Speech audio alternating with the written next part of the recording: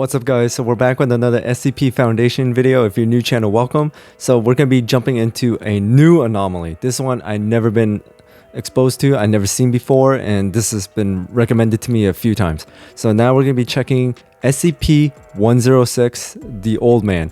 And apparently, according to this, SCP-096, which was another anomaly that I've been watching. I watched 3 videos of him now. Was a Euclid class. This one is a Keter class, and if I remember correctly from the SCP Foundation introduction video, Keter I think is the highest level for danger or something like that. So if I remember that correctly, then SCP-106, the Old Man, is more dangerous than the Shy Guy, and so far what I've been seeing from the Shy Guy 096 is very dangerous. So let's see what the Old Man's all about. So without anything else, let's jump into the video.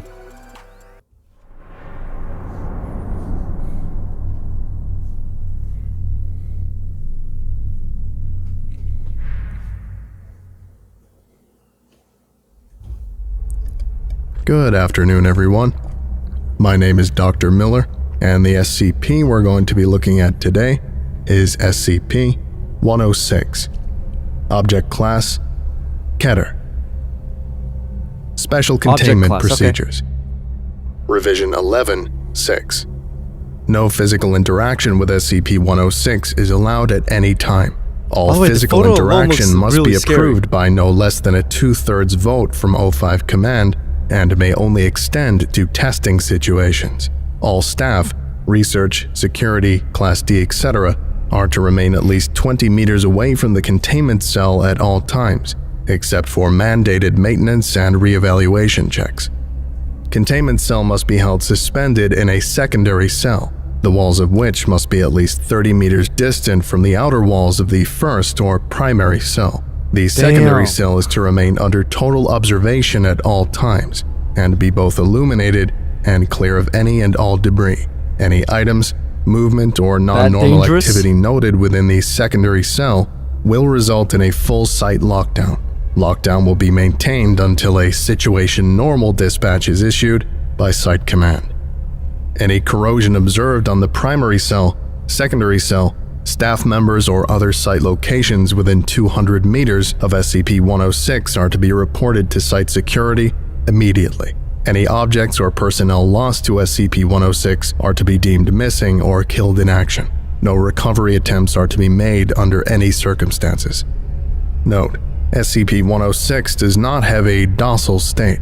Any reduction in activity or increased compliance from SCP-106 is to be deemed a luring tactic immediately preceding an aggressive action, and treated as such. Note: SCP discontinued due to escape percentage. Revision 11-7. Damn. No physical interaction with SCP-106 is allowed at any time. All physical interaction must be approved by no less than a 2/3 vote from O5 Command and may only extend to testing situations. All staff, research, security, Class D, etc. are to remain at least 30 meters away from the containment cell at all times, except under direct order from Site Command. SCP-106 is to be kept within a sealed container comprised of 16 layers of lead-lined steel, each separated by no less than 18 centimeters of open space, aside from minimal support struts.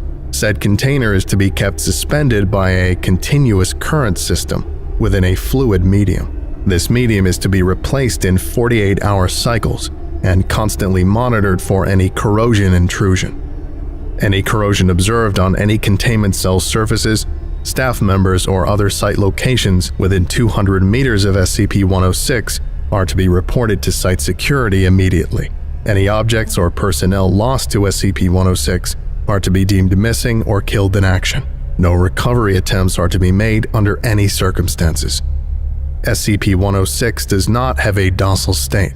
Any reduction in activity or increased compliance from SCP-106 is to be deemed a luring tactic immediately preceding an aggressive action, and treated as such. Note: observation of SCP-106 has shown slight resistance when passing through lead or other similar metals. The thickness of the material appears to make no difference.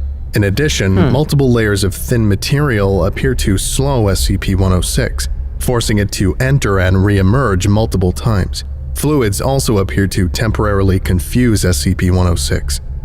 Note: SCP discontinued due to multiple surface breaches. Agitation system continued to disperse corrosion during breach event, resulting in multiple breaches and full containment failure.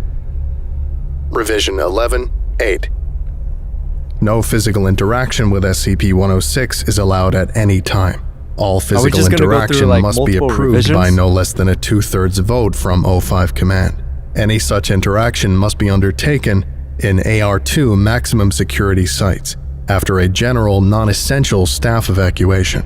All staff, research, security, Class D, etc., are to remain at least 60 meters away from the containment cell at all times, except in the event of breach events.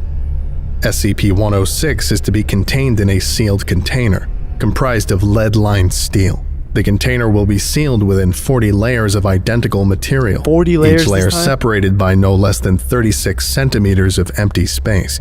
Support struts between layers are to be randomly spaced. Container is to remain suspended no less than 60 centimeters from any surface by ELO-IID electromagnetic supports. Secondary containment area is to be comprised of 16 spherical cells, each filled with various fluids and a random assembly of surfaces and supports. Secondary containment is to be fitted with light systems, capable of flooding the entire assembly with no less than 80,000 lumens of light instantly, with no direct human involvement. Both containment areas are to remain under 24-hour surveillance. Any corrosion observed on any containment cell surfaces, staff members, or other site locations within 200 meters of SCP-106 are to be reported to site security immediately. Any objects or personnel lost to SCP-106 are to be deemed missing or killed in action. No recovery attempts are to be made under any circumstances. Damn, so left behind. Continued research and observation have shown that when faced with highly complex or random assemblies of structures, SCP-106 can be confused, showing a marked delay on entry and exit from said structure. SCP-106 has also shown an aversion to direct, sudden light. This is not manifested in any form of physical damage, but a rapid exit into the pocket dimension generated on solid surfaces. These observations, along with those of lead aversion and liquid confusion, have reduced the general escape incidence by 43%. The primary cells have also been effective in recovery incidents requiring recall protocol. Observation is ongoing. Description: SCP-106 appears to be an elderly humanoid with a general appearance of advanced decomposition. This appearance may vary, but the rotting quality is observed in all forms. SCP-106 is not exceptionally agile and will remain motionless for days at a time, waiting for prey. SCP-106 is also capable of scaling any vertical surface and can remain suspended upside down indefinitely. When attacking, SCP-106 will attempt to incapacitate prey by damaging major organs, muscle groups, or tendons, then pull disabled prey into its pocket dimension. SCP-106 appears to prefer human prey items in the 10 to 25 years of age bracket. Oh, I'm 26, SCP-106 causes a corrosion effect in all solid matter it touches, engaging a physical breakdown in materials several seconds after contact. This is observed as rusting, rotting, and cracking of materials, and the creation of a black mucus-like substance, similar to the material coating SCP-106. This effect is particularly detrimental to living tissues, and is assumed to be a pre-digestion action. Corrosion continues for 6 hours after contact, after which the effect appears to burn out. SCP-106 is capable of passing through solid matter, leaving behind a large patch of its corrosive mucus. SCP-106 is able to vanish inside solid matter, entering what is assumed to be a form of pocket dimension. SCP-106 is then able to exit this dimension from any point connected to the initial entry point. Examples: entering the inner wall of a room and exiting the outer wall, entering a wall and exiting from the ceiling. It is unknown if this is the point of origin for SCP-106 or a simple layer created by SCP-106. Limited observation of this pocket dimension has shown it to be comprised mostly of halls and rooms. with entry. This activity can continue for days, with some subjected individuals being released for the express purpose of hunting, recapture, and Addendum. SCP Review Notes. Due to the exceedingly difficult to contain nature of SCP-106, SCP is to be reviewed every 3 months or during a post-breach incident. Physical restraints are impossible, and direct physical damage appears to have no effect on SCP-106. Current SCP as a revolves around basic observation and immediate response. Previous, more proactive special containment procedures have been recalled due to the events of breach. There's so many redacted data. Notes on behavior. SCP-106 appears to go through long periods of dormancy, in which it will remain completely motionless for up to 3 months. The cause for this is unknown. However, it has been shown that this appears to be used as a lulling tactic. SCP-106 will emerge from this state in a very agitated state and will attack and abduct staff and cause gross damage to its containment cell and the site at large. Recall Protocol. SCP-106 appears to hunt and attack based on desire, not hunger. SCP-106 will attack and collect multiple prey items during a hunting behavior event, keeping many alive in the pocket dimension for extended periods of time. So SCP-106 has no determinable limit and appears to collect a random number of prey items during an event. The inner dimension accessed by SCP-106 appears to be only accessible by SCP-106. Recording and transmission devices have been shown to still operate inside this dimension, though recordings and transmissions are very degraded. It appears that SCP-106 will play with captured prey, and appears to have full control of time, space, and perception inside this dimension.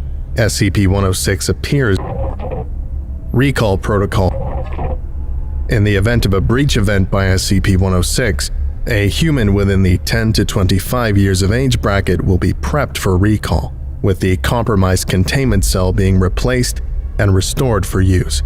When the cell is ready, the lure subject will be injured, preferably via the breakage of a long bone, such as the femur, or the severing of a major tendon, such as the Achilles tendon.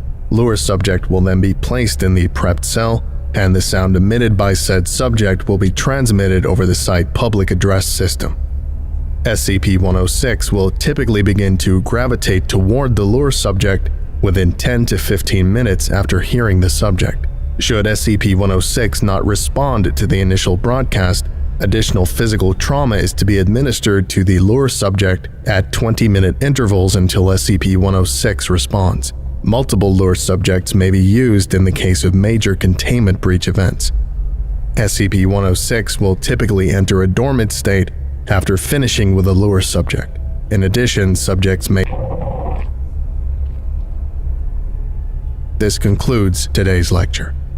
Thank you for listening, if indeed you still are, and you're all dismissed. Goodbye. Oh, so this was more like a classroom setting type thing.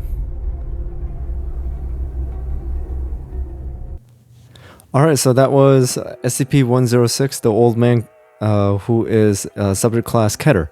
And I gotta say, like, the presentation of this video was amazing, and like how it was explained, like if it really was like a researcher's recording, so I really like that. But now I understand why SCP-106 is actually more dangerous than 096, because here's the thing, 096 does have in a way kind of a docile state, like it just sits there and cries, and as long as you don't look at its face or anything like that, it'll just leave you alone, and you can approach it as long as you don't look at its face or you have those like face scrambling goggles. But it looks like according to this SCP-106, it doesn't have anything like that. Even you can't approach it, you can't get near it, nothing. So now I understand why it's more dangerous. And I gotta say, the images alone just look terrifying as hell. And now the fact that it can create pocket dimensions and can corrode metal, hell no. But anyways, I'm gonna be watching a sad origin story by Dr. Bob soon, but I just don't know when, maybe later today or tomorrow. But either way, that's all I got for today. So thank you guys for watching. I hope you enjoyed this video. If you have any more information about SCP-106, put it down in the comments below. I really would like to hear about them. And also, thank you so much for watching, and if you watched all the way to the end, I do appreciate that. And also, thank you so much for your support. Hit that notification bell so you know when I drop another video, and until then, I'll see you guys next time.